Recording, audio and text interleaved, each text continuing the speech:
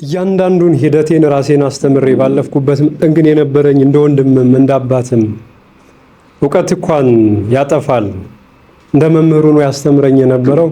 ያው ሰሞኑን በተኛበት በሌሊት ነውና የተገደለው። የሱን ምስል ሳይ ነው ስሜታ የሆነ ሞት በሁላችንም ላይ አለ። መቼ እንደሚመጣ ባናውቀውም የሰው ልጅ በራሱ ላይ ያለው ሌላው ላይ ሲያደርግ ለምን እንደሆነ ባላውቅም ይሄ ክፋት ሆኗል። ስሜታዊነቴን አመሰግናችኋለሁ። እኔን አይደለም ያመሰገናችሁት ዛሬ አባቶቻችሁን ነው።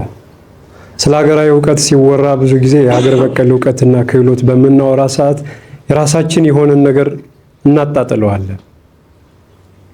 የራሳችን የሆነን ነገር ካላከበር ነው ካልተከበርንበት እኛ እነማንን ለብዙ ነገር መልስ የምንሰጠው በራሳችን ነገር የራሳችን የሆነን ነገር አጉልተን። እኔ ዘመናዊነት ነው ብዬ የማምነው ራስን ማብቃት፣ ልክ በሆነ መንገድ ራስን መቅረጽ ነው። ይሄን ለዘመናት ያውም አባቶቻችን ምንድነው የሚያደርጉት? ነብይ በሀገሩ ይላሉ አይደለም?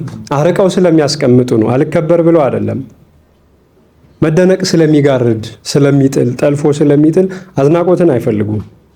ያ መንገዳቸው ስለገዛኝ ስለመራኝ